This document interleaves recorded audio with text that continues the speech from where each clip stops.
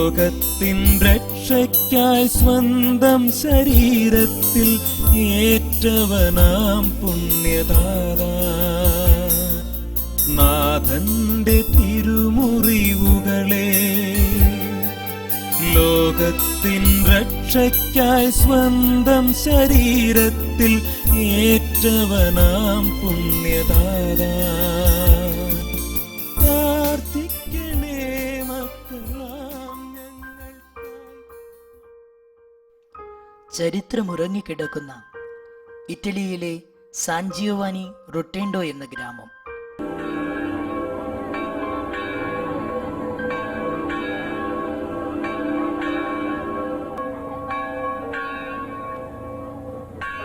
ഈ ദേവാലയത്തിൽ ദിവംഗതനായ John Paul മാർപ്പാപ്പ വന്നിരിക്കുന്നത് നമ്മൾ ജീവിച്ചിരിക്കുന്ന നൂറ്റാണ്ടിൽ ജീവിച്ചിരുന്നതും അനിർവചനീയ ആത്മശക്തിയും മഹത്വവുമുള്ള ഒരു മഹാത്മാവ് വിശ്രമം കൊള്ളുന്ന ശവകുടീരത്തിൽ പ്രാർത്ഥിക്കുന്നതിനും ആദരാഞ്ജലികൾ അർപ്പിക്കുന്നതിനും അനുഗ്രഹം വാങ്ങുന്നതിനും വേണ്ടിയാണ്.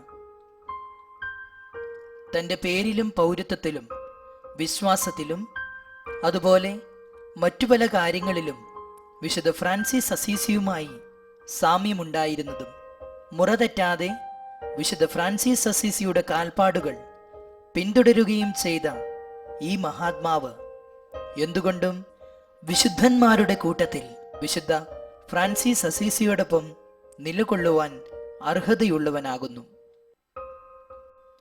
ഫ്രാൻസിസ്കോ എന്ന് മാമോദീസ നാമധേയത്തിലുള്ള പാദ്രെ പിയോ വിശുദ്ധനായ ഫ്രാൻസിസ് അസീസിയുമായി യോഗാത്മക ദർശനമായ അപൂർവതയുള്ള പഞ്ചക്ഷതം ഈശോയുടെ തിരുമുറിവുകൾ പങ്കുവയ്ക്കുവാൻ ഭാഗ്യം ലഭിച്ച ഒരാളായിരുന്നു. കുരിശിൽ കിടക്കുന്ന മിശിഹായുടെ രക്തമൊഴുകുന്ന ശരീരത്തിലെ 5 തിരുമുറിവുകൾ, പഞ്ചക്ഷതങ്ങൾ, അവയുടെ സാക്ഷാത്കാരം ജീവിച്ചിരിക്കുന്ന വ്യക്തികളുടെ ശരീരത്തിൽ വളരെ അപൂർവമായി ഉണ്ടായിട്ടുള്ളൂ എന്ന യാഥാർത്ഥ്യം കത്തോലിക്ക സഭ അംഗീകരിച്ചിട്ടുള്ളതാണ്. എന്നാൽ വിരലിലെണ്ണാവുന്ന വ്യക്തികൾ മാത്രമേ പഞ്ചക്ഷതത്തിൻ്റെ പൂർണ്ണമായ രൂപവും യാതനയും വേദനയും 5 തിരുമുറിവുകളിലൂടെ കൈകളിലും കാലുകളിലും നെഞ്ചിലും അനുഭവിച്ചതായി രേഖപ്പെടുത്തിയിട്ടുള്ളൂ. കുരിശിൽ കിടന്ന ഈശോയുടെ തിരുമുറിവുകൾക്ക് തുല്യമായ പഞ്ചക്ഷതങ്ങൾ ആദ്യമായി വിശുദ്ധ ഫ്രാൻസിസ് അസീസിക്കും പിന്നെ അദ്ദേഹത്തിന്റെ മരണശേഷം 700 കൊല്ലങ്ങൾക്കപ്പുറം പുരോഹിതനായിരുന്ന പാദ്രെ പിയോയിലുമാണ് സംജാതമായത്. 1887 മെയ് 25 തീയതി ഇറ്റലിയുടെ കിഴക്ക് ഭാഗത്തുള്ള പിയട്രൽചീന എന്ന ഗ്രാമത്തിലുള്ള ഈ ചെറിയ വീട്ടിലാണ് ഫ്രാൻസിസ്കോ ഫോർജിയോനെ ജനിച്ചത്. കർഷകരായ അദ്ദേഹത്തിന്റെ മാതാപിതാക്കൾ ഗ്രാസിയോ ഫോർജിയോനിയും മരിയ ജൂസേപ്പ ഫോർജിയോനിയുമായിരുന്നു. തങ്ങളുടെ വീടിന്റെ തൊട്ടടുത്തുള്ള ദേവാലയത്തിൽ എന്നും ആരാധനയ്ക്കായി ഇവർ പോയിരുന്നു. ഇവിടെ വെച്ചാണ് കുഞ്ഞായിരുന്ന ഫ്രാൻസിസ്കോ ഈശോയുമായി തുടക്കത്തിലെ കൂടിക്കാഴ്ചകൾ നടത്തുകയും അതിൽ ആനന്ദിക്കുകയും ചെയ്തിരുന്നത്. കുഞ്ഞായിരുന്ന ഫ്രാൻസിസ്കോ ചെറുപ്പത്തിൽ തന്നെ സ്വർഗീയ ദർശനവും ആത്മീയ നിർവൃതിയും അനുഭവിച്ചിരുന്നു. ഫ്രാൻസിസ്കോയ്ക്ക് ഈശോയെയും കന്യകാമറിയത്തെയും കാവൽ മാലാഖയെയും കാണുന്നതിനും സംസാരിക്കുന്നതിനുമുള്ള കഴിവുള്ളതായി പിയോയുടെ അമ്മ പറയുമായിരുന്നു. ഒരിക്കൽ കൈകൾ ഉയർത്തി പ്രാർത്ഥിക്കുന്ന സമയത്ത് ഫ്രാൻസിസ്കോയ്ക്ക് തിരുഹൃദയ ദർശനമുണ്ടാകുകയും തൻ്റെ ജീവിതം പൂർണ്ണമായി ദൈവത്തിന് സമർപ്പിക്കുവാൻ തീരുമാനിക്കുകയും ചെയ്തു. ആ നിമിഷം തന്നെ തൻ്റെ തലയിൽ ആരോ കൈകൾ വെച്ച് അനുഗ്രഹിച്ചതുപോലുള്ള സ്പർശാനുഭവം ഉണ്ടായപ്പോൾ തൻ്റെ അർപ്പണം ഈശോ സ്വീകരിച്ചതായി ഫ്രാൻസിസ്കോ മനസ്സിലാക്കി. തൻ്റെ മകനെയും കൂട്ടി സമീപത്തുള്ള മറ്റൊരു ദേവാലയത്തിൽ പോയ ഫ്രാൻസിസ്കോയുടെ പിതാവ് അവിടെ വെച്ച് ഒരു ഹൃദയസ്പർശിയായ സംഭവത്തിന് സാക്ഷ്യം വഹിച്ചു. അംഗവൈകല്യമുള്ള ഒരു കുട്ടിയുടെ മാതാവ് തൻ്റെ കുട്ടിയെ കൈകളിലേന്തി അൾത്താരയുടെ മുൻപിൽ കിടത്തിക്കൊണ്ട് പ്രാർത്ഥിച്ചു, ഇവനെ നിനക്ക് സുഖപ്പെടുത്തുവാൻ കഴിയുന്നില്ലെങ്കിൽ നീ ഇവനെ എടുത്തുകൊള്ളൂ. ഈ രംഗം കണ്ട ഫ്രാൻസിസ്കോ മനംനൊന്ന് പ്രാർത്ഥിക്കുകയും ഉടനെ അംഗവൈകല്യമുള്ള കുട്ടി അത്ഭുതകരമായി സുഖപ്പെടുകയും ചെയ്ത് അവന്റെ അമ്മയുടെ അടുത്തേക്ക് നടന്നു ചെന്നു. ഇതുകണ്ട് അത്ഭുതപ്പെട്ട ഫ്രാൻസിസ്കോയുടെ പിതാവ് തന്റെ മകനെ എത്രയും വേഗം ദേവാലയത്തിന് പുറത്തേക്ക് കൊണ്ടുപോകുവാൻ ആഗ്രഹിച്ചെങ്കിലും ഫ്രാൻസിസ്കോ അവിടെ നിശബ്ദനായി പ്രാർത്ഥിച്ചുകൊണ്ടേയിരുന്നു. 1903 ജനുവരി 6 ഫ്രാൻസിസ്കോയ്ക്ക് 15 വയസ്സുള്ളപ്പോൾ കപ്പൂച്ചിൻ സഭയുടെ നോവിഷേറ്റിൽ അംഗമാവുകയും ജനുവരി 22 കപ്പൂച്ചിൻ സഭാവസ്ത്രം സ്വീകരിച്ച് ഫ്രാൻസിസ്കോ ബ്രദർ പിയോയായി നാമകരണപ്പെടുകയും ചെയ്തു. 1907 ജനുവരി 27 അദ്ദേഹം നിത്യവ്രത വാഗ്ദാനം നടത്തുകയും 1910 ആഗസ്റ്റ് 10 ആർച്ച് ബിഷപ്പ് പൗലോ ഷിനോസിയിൽ നിന്ന് ബെനവെന്തോ കത്തീഡ്രലിൽ വെച്ച് തന്റെ ജീവിതത്തിലെ പരമോന്നത സ്വപ്നമായ പൗരോഹിത്യം സ്വീകരിച്ച് പാദ്രെ പിയോ എന്ന പേരിൽ അറിയപ്പെട്ടു. യുവാവായ പാദ്രെ പിയോയുടെ തീവ്രമായ വ്രതവും പ്രായശ്ചിത്ത പ്രവൃത്തികളും അദ്ദേഹത്തെ ആത്മീയ നിർവൃതിയിലേക്ക് നയിച്ചിരുന്നു. ഇതുമൂലമുണ്ടാകുന്ന ബുദ്ധിമുട്ടുകൾ കണ്ട് ആശ്രമവാസികളും മേലധികാരികളും വല്ലാതെ വിഷമിച്ചു. പാദ്രെ പിയോ തന്റെ കൂടുതൽ സമയവും പഠനത്തിനും പ്രാർത്ഥനയ്ക്കും ധ്യാനത്തിനുമായി തങ്ങളുടെ കൃഷിത്തോട്ടത്തിലുള്ള ഈ വീട്ടിൽ ചിലവഴിച്ചു. ചില സന്ദർഭങ്ങളിൽ രാത്രിയെന്നോ പകലെന്നോ ഇല്ലാതെ തനിച്ച് ഇവിടെ ഇരുന്ന് പ്രാർത്ഥിക്കുകയും ധ്യാനിക്കുകയും ചെയ്യുമായിരുന്നു. 1910 സെപ്റ്റംബർ മുതൽ പാദ്രെ പിയോയ്ക്ക് സ്വയം വർണ്ണിക്കാൻ കഴിയാത്ത വിധത്തിലുള്ള വേദന തന്റെ ഉള്ളം കൈകളിൽ അനുഭവപ്പെടുവാൻ തുടങ്ങി. കുറച്ചു കാലത്തിനു ശേഷം പാദ്രെ പിയോ ഇതിനെക്കുറിച്ച് തന്റെ മേലധികാരിയായ ഫാദർ ബെനഡിക്റ്റോയ്ക്ക് ഇങ്ങനെ എഴുതി: ഇന്നലെ വൈകിട്ട് എന്തോ എനിക്ക് മനസ്സിലാകാത്തതും വിവരിക്കാൻ കഴിയാത്തതുമായ കാര്യങ്ങൾ എന്നിൽ സംഭവിച്ചു. എന്റെ കൈകളുടെ നടുവിൽ ഒരു ചുവന്ന അടയാളവും കൂട്ടത്തിൽ ശക്തമായ വേദനയും അനുഭവപ്പെടുന്നു. എനിക്ക് എന്റെ കാൽപാദങ്ങളിലും വേദന അനുഭവപ്പെടുന്നു. തന്റെ ശരീരത്തിൽ ഉണ്ടാകുന്ന ഈ അത്ഭുത പ്രവർത്തനത്തിൽ ഭയവിഹ്വലനായ പാദ്രെ പിയോ ഈ പഞ്ചക്ഷതങ്ങൾ അവർണ്ണനീയവും സഹിക്കാൻ കഴിയാത്തതുമായ മാനഹാനി വരുത്തുമെന്ന് ഭയന്ന് പഞ്ചക്ഷതങ്ങളിലെ വേദന മാത്രം അവശേഷിപ്പിച്ച് മറ്റടയാളങ്ങൾ തിരിച്ചെടുക്കുവാൻ ഈശോയോട് അപേക്ഷിക്കുകയും തുടർന്ന് അടയാളങ്ങൾ അപ്രത്യക്ഷമാവുകയും ചെയ്തു. ഇറ്റാലിയൻ ആർമിയിൽ കുറച്ചുകാലം സേവനമനുഷ്ഠിച്ച ശേഷം പാദ്രെ പിയോ തന്റെ ജന്മനാടായ പിയട്രൽചീനയിലെ ഗ്രാമീണർ പണികഴിപ്പിച്ച ഈ ചെറിയ കപ്പേളയിലാണ് കൂടുതൽ സമയവും ചിലവഴിച്ചിരുന്നത്. ഇവിടെ വെച്ചാണ് ആദ്യമായി പാദ്രെ പിയോയ്ക്ക് പഞ്ചക്ഷതങ്ങളുടെ വേദന അനുഭവപ്പെട്ടത്. ചെറുപ്പം മുതൽക്കേ പല രോഗങ്ങൾക്കും അടിമയായ പാദ്രെ പിയോ ഇടക്കാലത്ത് രോഗം മൂർച്ഛിച്ച് മരിച്ചുപോയേക്കുമെന്ന് തോന്നിയതുകൊണ്ട് അദ്ദേഹത്തെ സാൻ ജിയോവാനിയിലെ ആശ്രമത്തിലേക്ക് മാറ്റി. 1916 സെപ്റ്റംബർ 4 അവിടെ എത്തിയ അദ്ദേഹം മരണം വരെ അവിടെ തന്നെയായിരുന്നു താമസിച്ചത്. ആരും അറിയാതെ കിടന്നിരുന്ന ഈ സ്ഥലവും ആശ്രമവും ഇപ്പോൾ സന്ദർശകരുടെയും തീർത്ഥാടകരുടെയും ഏറ്റവും വിശിഷ്ട സ്ഥലങ്ങളിൽ ഒന്നായി മാറി.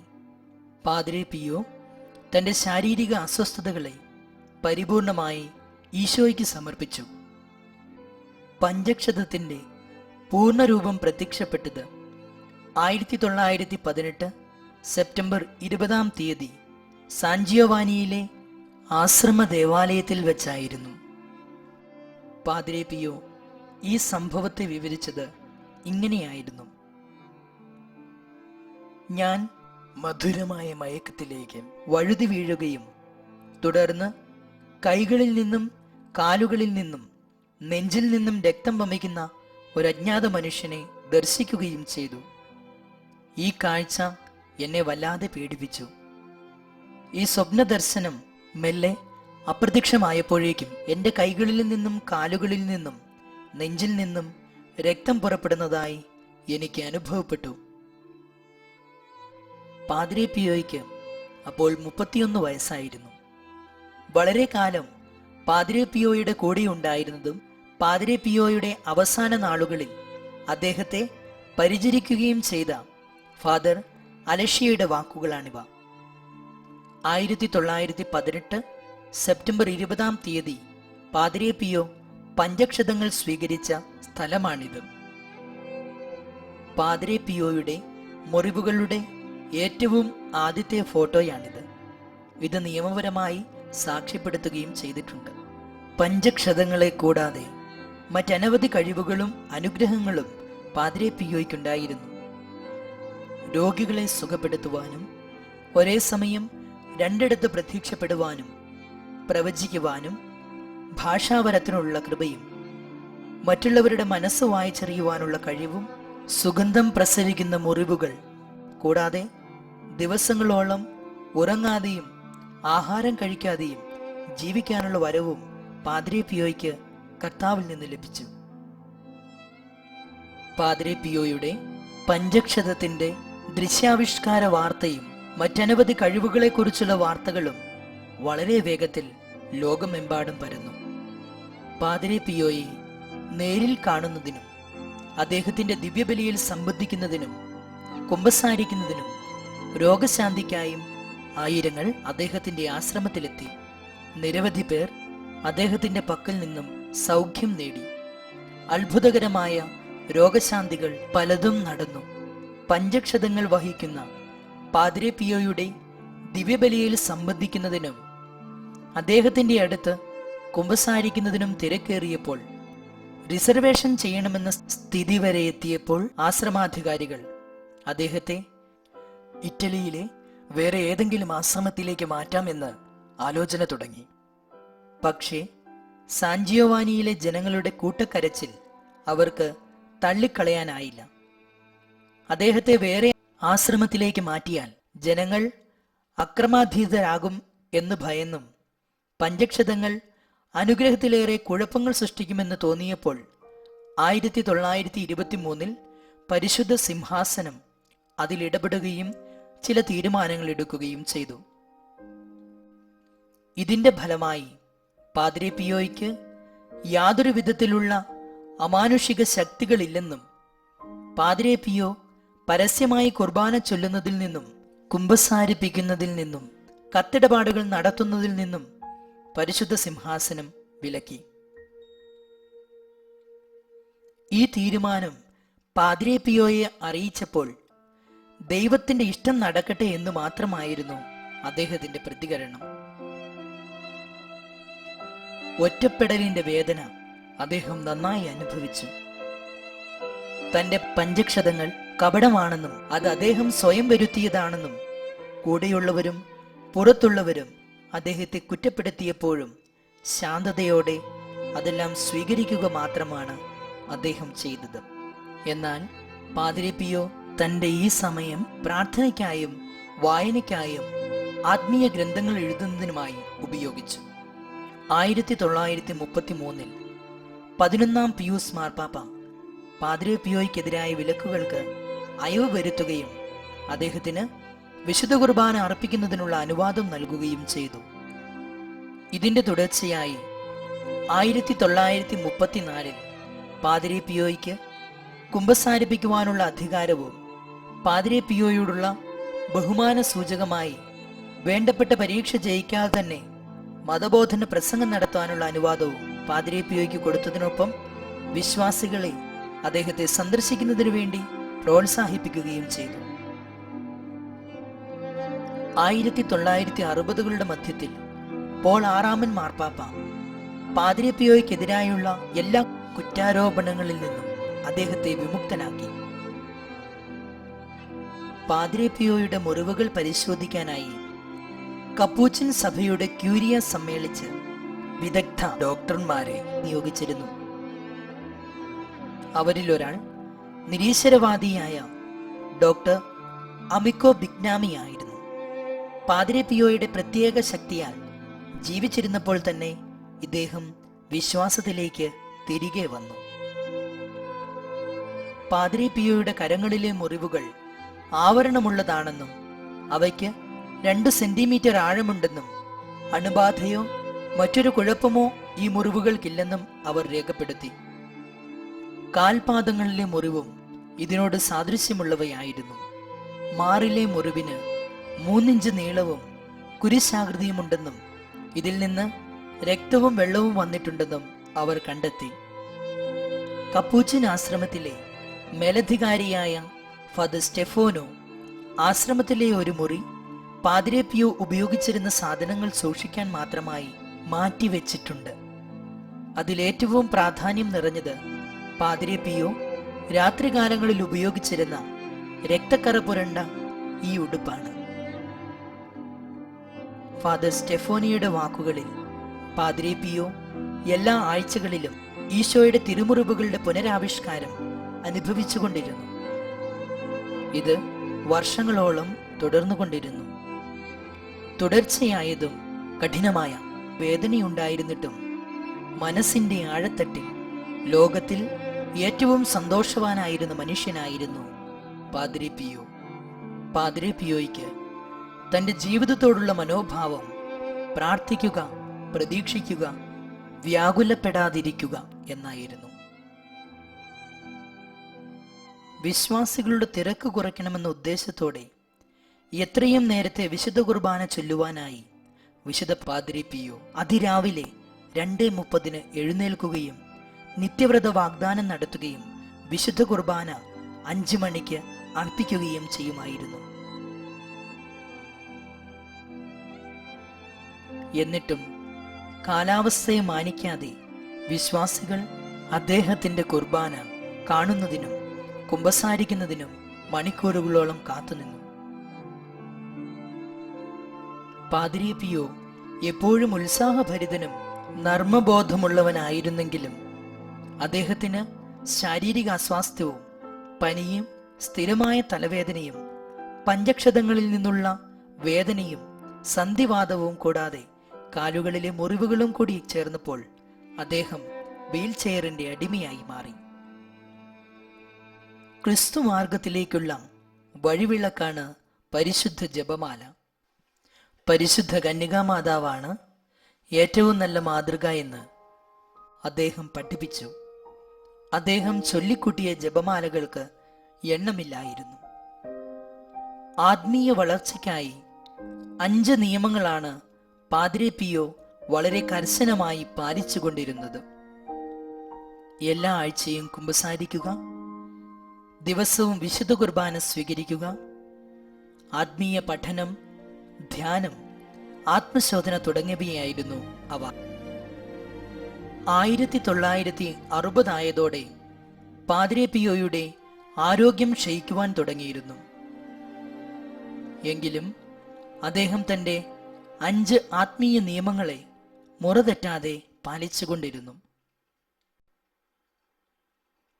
1968 സെപ്റ്റംബർ 21 പഞ്ചക്ഷതങ്ങൾ ലഭിച്ചിട്ട് 50 വർഷം പൂർത്തിയായതിന് അടുത്ത ദിവസം അദ്ദേഹത്തിന് ശക്തമായ ക്ഷീണം അനുഭവപ്പെട്ടെങ്കിലും സെപ്റ്റംബർ 22 ബൃഹത്തായ തീർത്ഥാടകരുടെ സൗകര്യാർത്ഥവും സുപ്പീരിയർ അച്ഛന്റെ ആഗ്രഹവും കണക്കിലെടുത്ത് അന്നത്തെ ദിവ്യബലി അർപ്പിക്കുവാൻ അദ്ദേഹം പൂർണ്ണ മനസ്സോടെ സമ്മതിച്ചു.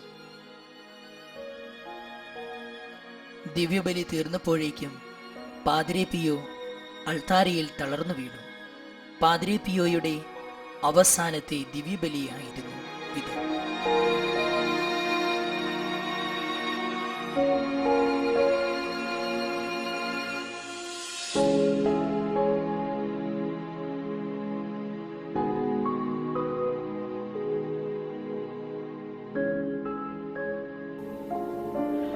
Padre nostro, che sei in cielo, santo misericorde come adveniat regnum tuum, fiat voluntas tua, sicut in cielo et in terra.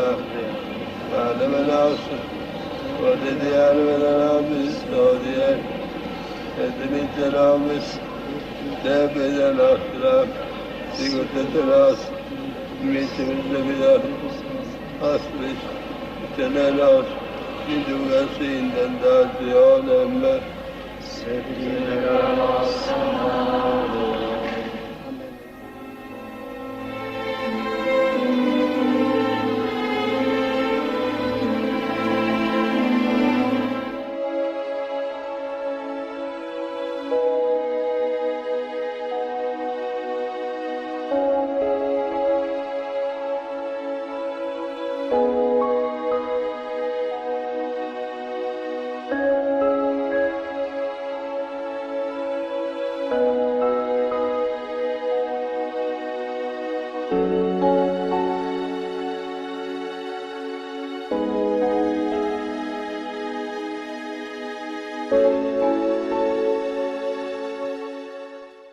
അന്നു വൈകിട്ട് തൻ്റെ സന്ദർശകരെയും തീർത്ഥാടകരെയും ഒരിക്കൽ കൂടി നേരിൽ കാണണമെന്ന ആഗ്രഹത്തിൽ അദ്ദേഹം തന്നെ ജനാലയുടെ അടുത്തേക്ക് കൊണ്ടുപോകാൻ ആഗ്രഹം പ്രകടിപ്പിക്കുകയും തൻ്റെ വെള്ള തുവാലയെടുത്ത് വീശി അവരെ അവസാനമായി അഭിസംബോധന ചെയ്യുകയും ചെയ്തു.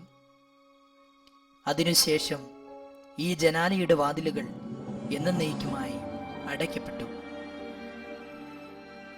23-ാം തീയതി പുലർച്ചെ അദ്ദേഹം കുമ്പസാരിക്കുകയും വ്രതവാഗ്ദാന നവീകരണം നടത്തുകയും ചെയ്തു.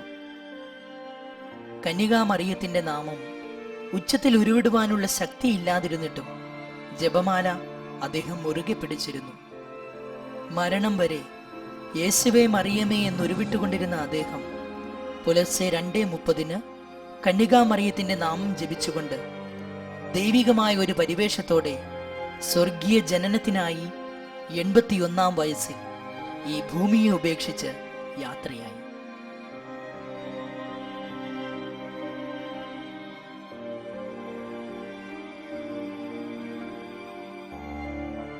പാദ്രി പിയോ മരിച്ചു കഴിഞ്ഞപ്പോൾ അദ്ദേഹത്തിന്റെ നെഞ്ചിലെ മുറിവിൽ ഒരു ചുവന്ന കല മാത്രം ബാക്കിയാക്കി പഞ്ചക്ഷതങ്ങളെല്ലാം അപ്രത്യക്ഷമായിരുന്നു. എന്റെ ശരിയായ ദൗത്യം എന്റെ മരണശേഷം ആരംഭിക്കും എന്ന അദ്ദേഹത്തിന്റെ വാക്കുകളെ അന്വർത്ഥമാക്കി 1968 സെപ്റ്റംബർ 26 പാദ്രി പിയോയുടെ മൃതശാന്തി കർമ്മ ബലിയിൽ ഏകദേശം 100,000-ഓളം വിശ്വാസികളെ സാക്ഷിയാക്കി അദ്ദേഹത്തിന്റെ ദിവ്യദേഹം church of our lady of grace ദേവാലയത്തിന്റെ കല്ലറയിൽ സംസ്കരിച്ചു.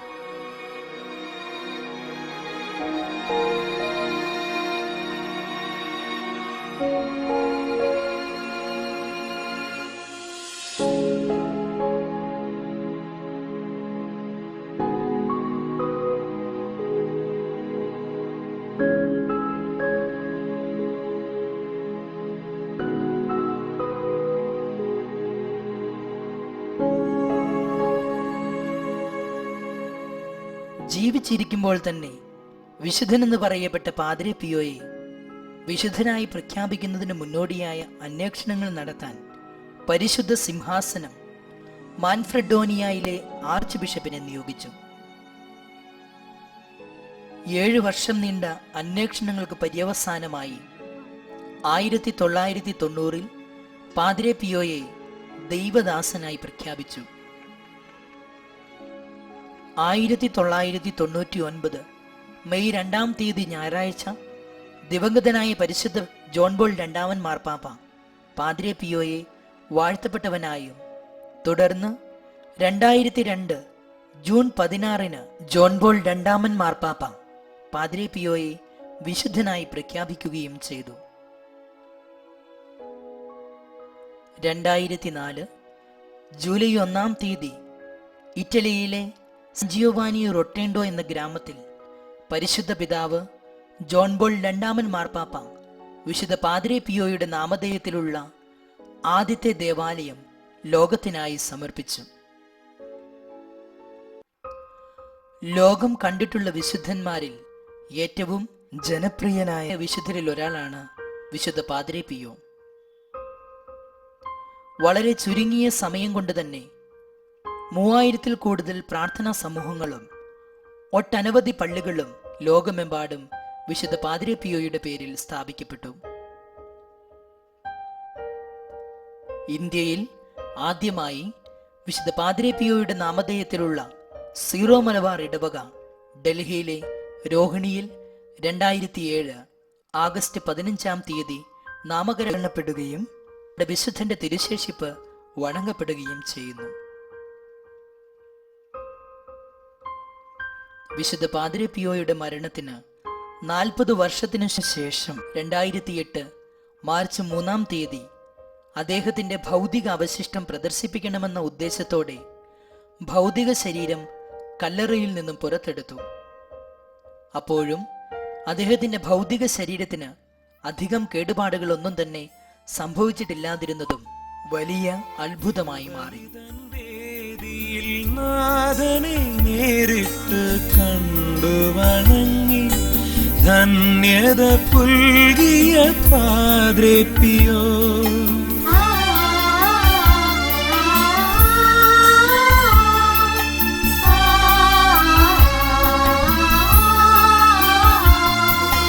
തിരുബലിതൻ വേദിയിൽ നാഥനെ നേരിട്ടു കണ്ടു വണങ്ങി ധന്യത പുൽകിയ പാദ്രി പിയോ.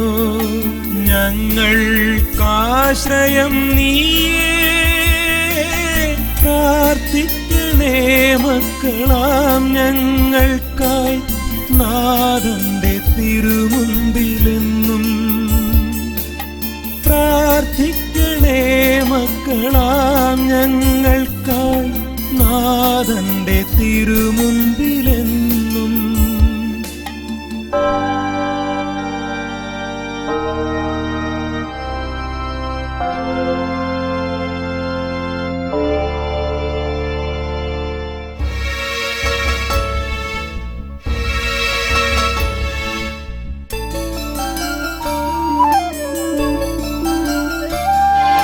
രോഗത്താൽ വലയുമ്പോൾ സഹനത്താൽ ഇടറുമ്പോൾ കഷ്ടനഷ്ടങ്ങൾ തൻ കൂരിരുൾ വഴികളിലുടറിടുമ്പോൾ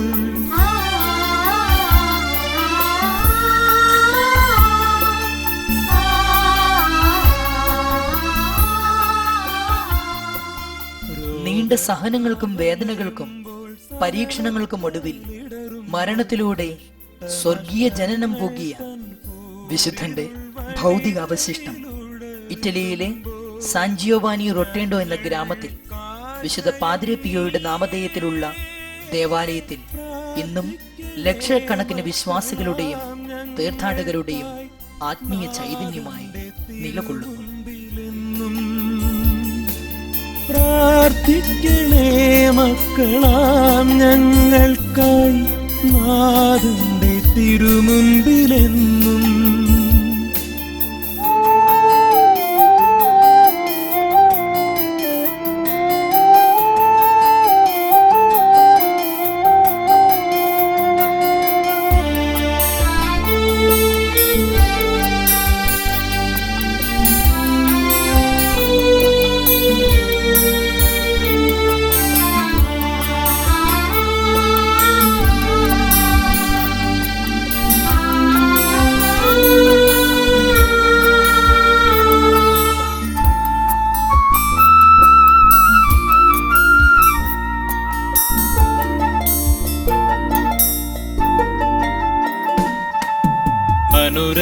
അനുരഞ്ജനവേദിയിൽ ഈശോതൻ സ്നേഹത്തെ പാപികൾക്കായി പകർന്നവനാം ദിവ്യ പാദ്രി പിയോ.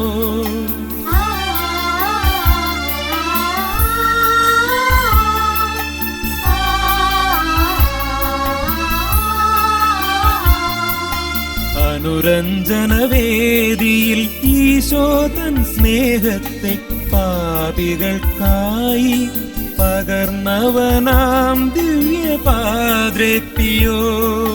ഞങ്ങൾക്കാശ്രയം നീയേ, പ്രാർത്ഥിക്കണേ മക്കളാം ഞങ്ങൾക്കായി നാഥന്റെ തിരുമുൻപിൽ.